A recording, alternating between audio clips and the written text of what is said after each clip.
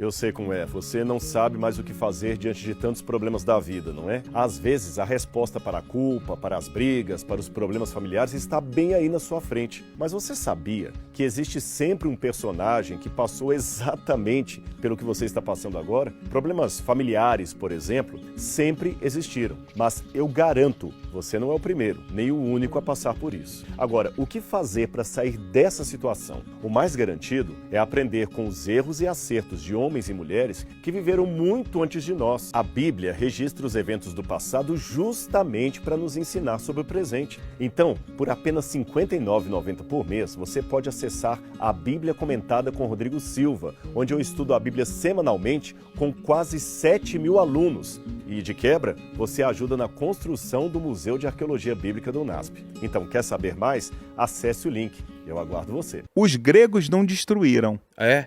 Os gregos, quando chegaram, também conquistaram, mas a ideia dos gregos era diferente. Era helenizar, seja como eu. Então você pode deixar seu templo, tá tudo bem. Desde que você saiba que a minha estátua de Zeus vai estar lá também. Vai estar lá, o que é uma coisa que não seria uma idolatria dentro do templo. Nossa! Então os judeus acabaram se revoltando, fizeram uma revolta contra os gregos, até chegaram a vencer. É a história dos macabeus. Tá? Mas quando chegaram os romanos eram completamente diferentes. Era força total. Então você chegou, entrou, destruiu e vai pegar todos os despojos de guerra, vai roubar o que for. E aí tem muita história sobre isso também.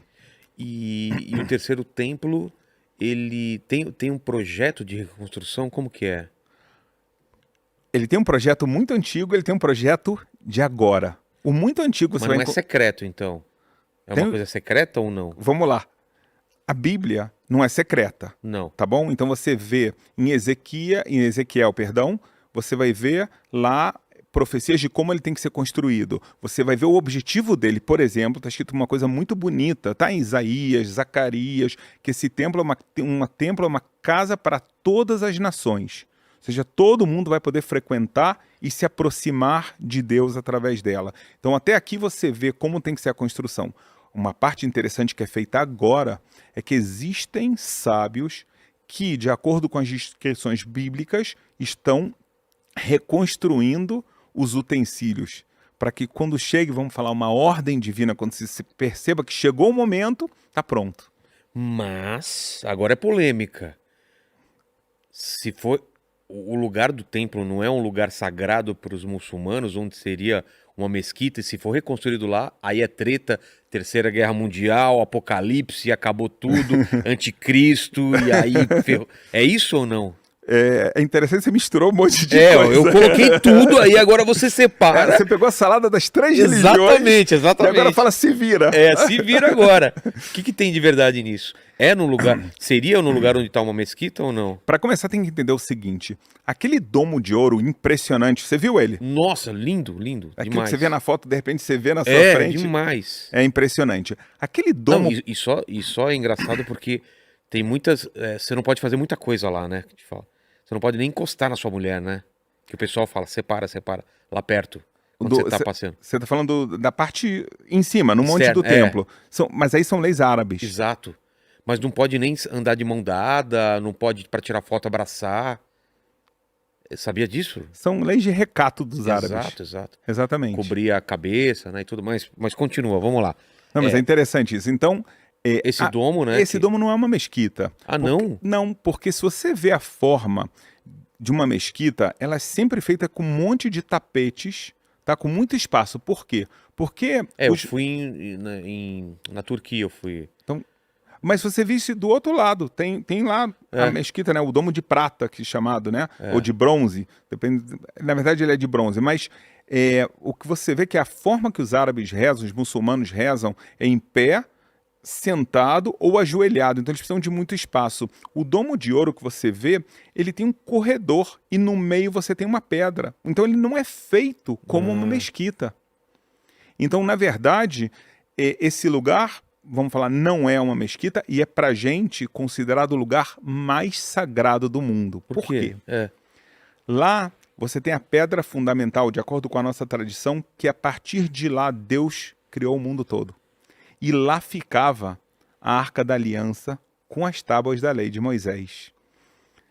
Agora, se você pergunta, é um lugar sagrado para os muçulmanos? Não é uma mesquita, mas eles têm a tradição de Maomé, que subiu aos céus Com a partir de lá. Então, então tem que tomar cuidado. Exato. Então, na verdade, a orientação tanto do Estado de Israel e dos maiores rabinos é não pode mexer, porque a gente vai estar realmente fazendo uma bagunça muito grande, é um ninho de vespas e que não pode ser mexido realmente. Não é por isso que o mundo tem que chegar a uma terceira guerra mundial. Mas se for reconstruído o templo, teria que ser ao redor dessa pedra. Vai Ou não? ser lá.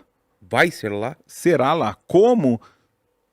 Deus vai ter que arranjar um jeito de... Mas ele não tirou a gente do Egito com 10 pragas milagrosas? Porque, só para o pessoal entender, é isso que a gente tá falando. Se for feito lá agora, sem nenhuma negociação, é treta, né? Porque lá é um lugar sagrado e não vão deixar. Mas é exatamente por isso que eu estou te falando que o próprio Estado de Israel é contra, oficialmente contra, a gente mantém o status quo. E os rabinos também falam para não mexer. Se Deus der algum sinal, mas de novo, não para fazer uma guerra, alguma coisa assim, chega o Messias, alguma coisa, a situação... Mas não tem um projeto secreto de construir por baixo, subterrâneo, e depois... Isso, secreto nesse nível, não. Mas a ideia dos utensílios, a gente está preparando, vamos falar, toda a infraestrutura para quando chegar o momento...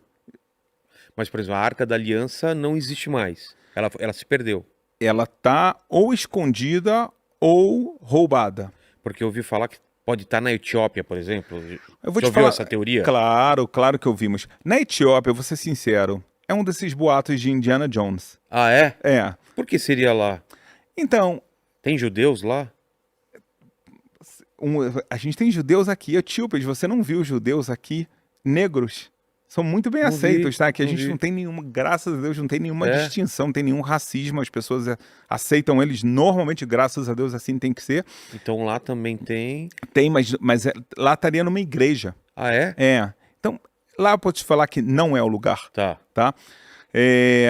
São duas grandes teorias, tem mais, tá? Mas as duas mais importantes, a primeira é que 11 anos antes da destruição do primeiro templo, não do segundo, Sim. tá? E é claro que já não é Salomão, porque já passaram vários reis depois deles, tá? Chega um momento que já há uma profecia de Jeremias que o templo vai ser destruído, então está escrito que foi escondida a arca. Por quê? Porque a arca, na Bíblia está escrito que vai ser uma. Não existe uma réplica de arca. Não tem como reconstruir. Não tem como reconstruir. Você foi para a Cidade Velha, provavelmente você viu o candelabro. Não é? Muito bonito. Essa é uma réplica que pode ser usada. Ah, é? Aquele de ouro? Não, é. A arca não. É grande daquele jeito? É. Tá nas medidas que... Tá nas medidas certinhas da Bíblia. Então tudo pode ser réplica, menos a arca. Menos a arca. Então, ou ela foi escondida, tá? E realmente a teoria é que ela foi escondida na parte subterrânea do monte do templo, ou foi levada pelos romanos. Essas são as duas grandes teorias fortes.